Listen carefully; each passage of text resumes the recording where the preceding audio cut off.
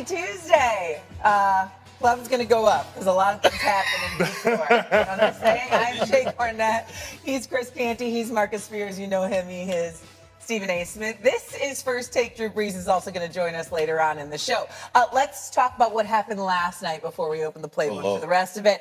Week 4 came to a close, obviously. Miami beat the Jets to get their first win of the season, but it came with, unfortunately, a loss as well. As you see, Tyreek Hill carted off the field in the third quarter with what looked like really a bad knee injury. And today, we do have confirmation from one Adam Schefter. He posted on X earlier this morning, and he said, quote, in addition to dislocating his knee, Dolphins wide receiver Tyreek Hill also tore multiple ligaments in his knee, including his ACL. Hill remains hospitalized and will undergo surgery today, meaning Tuesday. Now we have to open this up to what this means for the Dolphins, obviously, and Tyreek Hill's future going forward. And so, Marcus, I'll go to you first. A really unfortunate injury, obviously, for one Tyreek Hill, but also for the Dolphins, who base their entire offense around this man. Shay, you used the perfect word. It's unfortunate. Because last night I felt like they got in a groove with Tyreek. They found him some opportunities to get open. He was using this run after catch ability, and you saw kind of this lightning strike from this team that we've been looking forward to. Now, the Jets ain't world beaters on defense, but we've seen this offense operate in that vein and have a tremendous amount of success. And I also thought with the addition of Darren Waller and Tyreek Hill being on the field, this would put Tua in a situation where we don't have to worry about him with the second read. You got a big fella, just go up and make a play if you get in trouble. So Tyreek going down is catastrophic for this team from the standpoint of how teams defend you. Now how people come into games not having to worry about him and wrecking a football game. They still got Waddle, and it's still Waller, who looks like he's going to be a big part of this offense. But we know why Tyreek Hill got $100+ million as a wide receiver. It's because people are terrified when they play against him and the potential of him breaking the game wide open. Yeah, we've never seen Tua be good without Tyreek Hill. Yep. We've seen Tyreek Hill be good with other quarterbacks. And when you ask me big picture, what does this mean for the Miami Dolphins? It means that their head coach and general manager probably going to get fired. Mm-hmm. That's what it means. Coming into this season, Mike McDaniel had the third shortest odds of any coach to be fired first. And I have seen nothing through the first 4 weeks to change that for me. I'm not going to get enamored by what I saw last night because I think that had a whole lot to do with the Jets being shorthanded on defense, missing a first-round draft pick and an all-pro player in their front seven.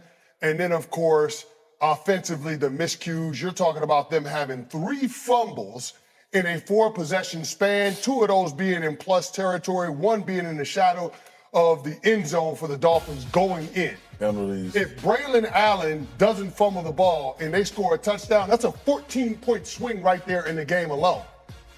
So you had 2 plus territory turnovers, and you got no points out of those drives. And then you fumble the ball coming out of halftime. It was an absolute embarrassment. So to me, that game was a lot more about the Jets losing it than it was about the Dolphins winning it. That is more good game and less good sign. I am not optimistic about what the future holds for the Miami Dolphins because they just lost their best player last night and the identity of that football team. Well, let's put it where the goats can get it. Season's over. I mean, we thought it was over before. It damn sure's over now. They ain't doing that. Yeah, I was about to say, it was over before. I mean, it looked like it was over before. It's definitely over now. The Dolphins season is done. The Jets, Aaron Glenn, my brother, y'all just looked disorganized. It's like you're a new head coach. You're the former defensive coordinator with the Detroit Lions. The star that came attached to him and his name and taking the job. We saw the Jets on national TV last night look like the bad news bears. Just every error that you could have come up with, it was just horrible, okay? And so I mean, we're gonna be talking about Aaron Glenn. They don't change how they look. It's one thing to lose. It's another thing to look ill prepared. That's how the New York Jets looked last night. Let's get that out the way. Back to the Dolphins. We got to remember that Tyreek Hill. Why the Dolphins were in need of a culture reset in 2025 Miami Gardens, Florida. A fight between 2 Miami Dolphins players during a sweltering August joint practice session with the Chicago Bears might have looked like a team tearing itself apart. But for people within the organization, It was one of the first positive signs that an important change had taken hold. During team drills, linebacker Jordan Brooks took exception to teammate and fellow linebacker Tyrell Dodson for not, in Brooks' view, being physical enough with a Bears offensive player during a particular rep.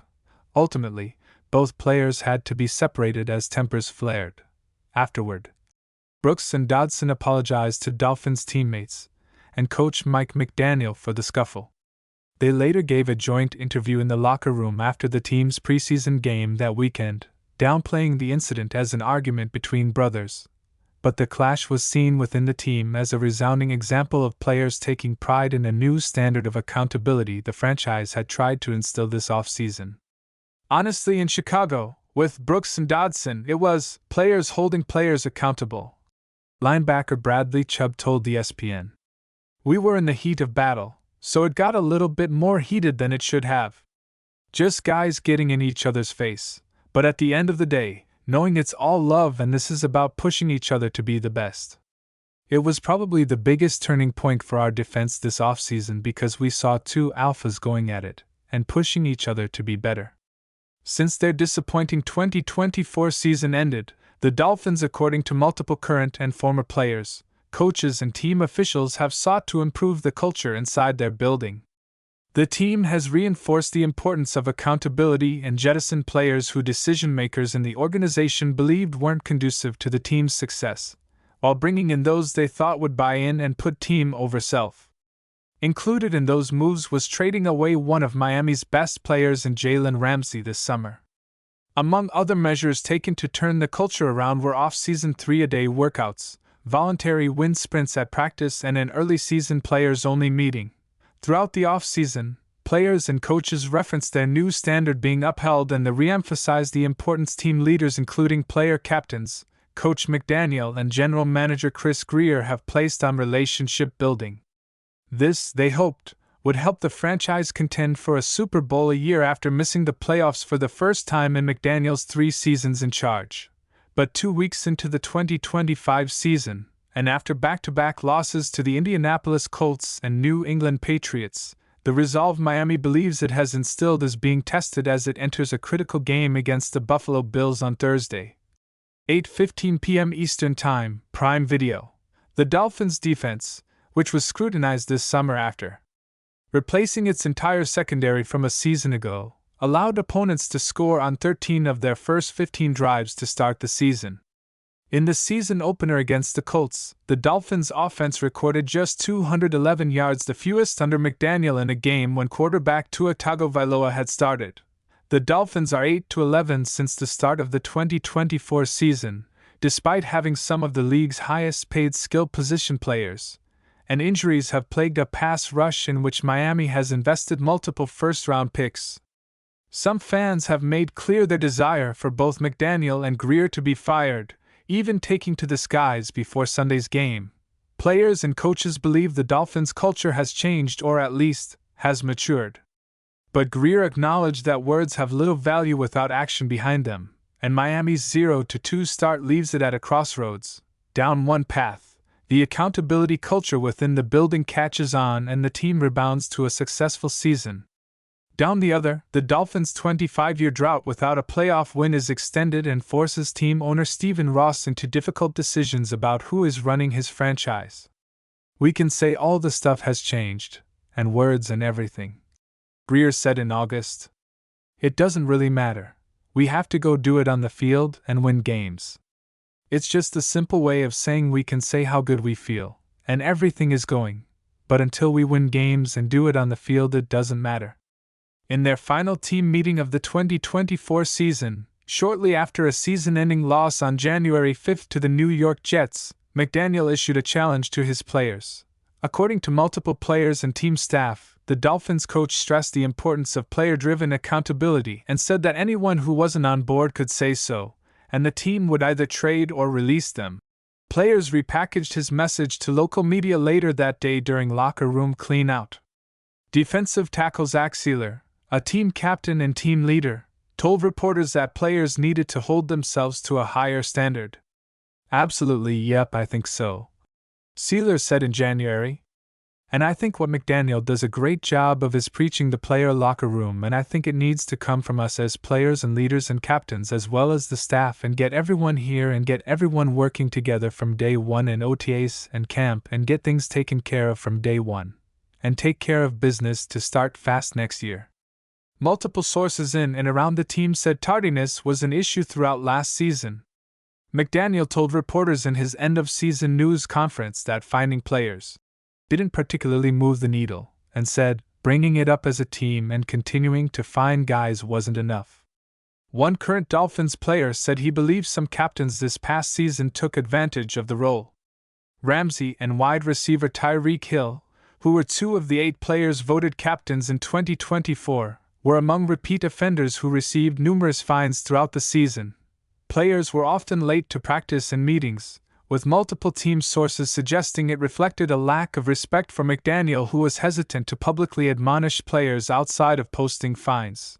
However, one former Dolphins player who played for McDaniel in Miami said that behavior wasn't exclusive to the 2024 season and issues only arose when the team stopped winning games. In 2024, Miami rebounded from a 2-6 start to finish the season 8-9. Everyone was fine with cutting meetings, cutting practice when they're winning, but once you're losing, it's like now you can't get mad at that. The player said. You were just enjoying it when you were winning. As losses mounted this past season, players were called out for tardiness or absence, which the former player said added to some players' frustrations. That frustration boiled over when Hill removed himself from the team's season finale loss to the Jets. After that Jets game, McDaniel told reporters he was informed Hill was not available and that his absence wasn't injury-related. In the locker room, Hill, who was in the first season of a 3-year, $90 million extension he signed in August, hinted at a potential exit from Miami. I just have to do what's best for me and my family, if that's here or wherever the case may be, he said in January. I'm about to open up that door for myself. I'm out, bruh. It was great playing here, but at the end of the day, I have to do what's best for my career. I'm too much of a competitor to just be out there.